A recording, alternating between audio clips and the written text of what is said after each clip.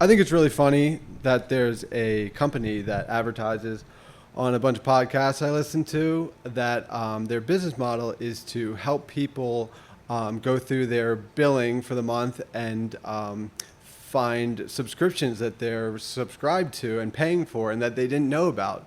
Like, who is this for? And I was thinking about that as I was thinking about this theme, and I was like, maybe I'm wrong. Maybe people, have busy lives and they don't, things just slip by, and it's kind of like maybe other people might have bad habits they don't really notice. Just month after month, they kind of subconsciously auto renew to, whether it's a bad drinking habit or smoking or maybe doing drugs, and so this story is about needing like a catalyst, like a surcharge, maybe, to realize that you're auto renewing to this subscription or habit, and you need to cancel that subscription. So that's how it relates to the theme. It all started freshman year of college. I went to Penn State York, only because the coach of the men's basketball team came to my house during dinner and said, "Hey, I want you to be on the basketball team." And I hadn't really thought about college all that much. And I said, "Sure, that's really nice of you to come all the way out here. Yeah, I'll do that. We'll go to Penn State York. Great." And it wasn't the best year of my life, but I made a lot of really good friends while I was there. And one of them being a fellow by the name of Inuadong Udofia, who is a second generation African immigrant who lived in a suburb outside of Boston, or Innie, like the belly button, as he told me to call him. And I said, "Innie, how did you end up at Penn State York, of all places? You're all the way from Massachusetts." He said, "I thought I got into Penn State." And so I guess Innie did about as much research for college as I did. But he was a really, really great guy, and he was a good basketball player. And he ended up, if he was 6 inches taller, I swear he would have been D1. But as it was, he wasn't. And but he ended up not making the team, but hung out with the basketball team a lot, and we really got to know each other. So much so that at the end of the year, I convinced Innie to transfer to Penn State Berks, a different Penn State campus that had to be better than York. And he agreed. So together, in sophomore year, we transferred to Penn State Berks. And while I was at Penn State Berks, I started dating this girl. And she was kind of hanging out with a friend group, kind of like from high school a little bit. She was a little younger, but we were all kind of semi-high school graduate buddies.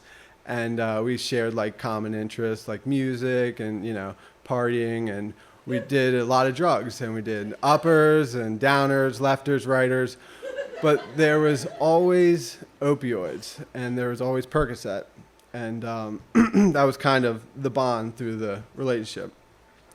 And one day, we decided, me and Innie wanted to go see our old buddies on the Penn State York basketball team. They were playing in a semi-nearby location, and we wanted to go watch them play. So my girlfriend Marina tagged along, and at that time, it came to be that there was a bit of a drought, as those in the know it as, and there wasn't a lot of Percocet available.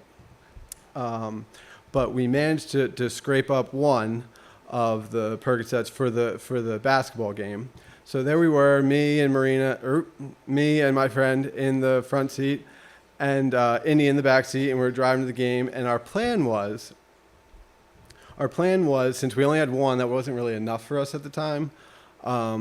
We were going to try this new thing where we smoked this Percocet. I would not recommend trying this, for the record.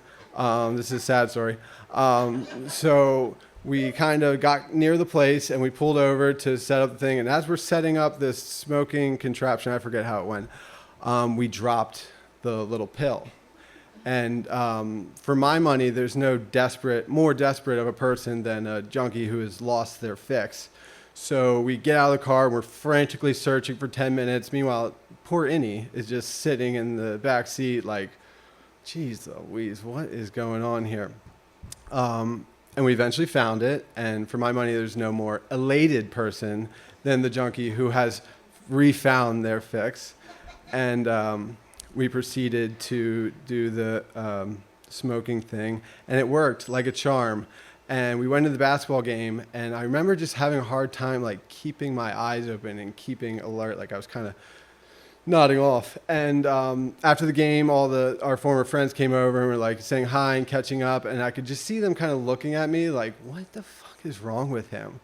And I felt that, and it hurt. And I just kind of, on the way back, and dropped off the girl, and I was talking to him, and he's like, man, what is that? Like, that is, what are you doing with all that? And I'm like, you know what?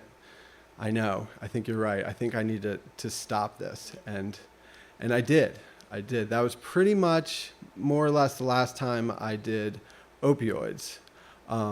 Sadly, the heroine in the story did not follow suit, and she wanted to continue with the drugs, and she ended up passing away from an overdose a few years later. And it's really sad, and a number of other friends in that same really tight-knit friend group passed away from the same thing. So the moral of the story is that if you have to pay some weird company to go through your billing and, tell you that you have a problem and you're paying way too much and this is going to cost you in the long run, please do that. Otherwise, I hope you find your rock bottom as well. Thank you.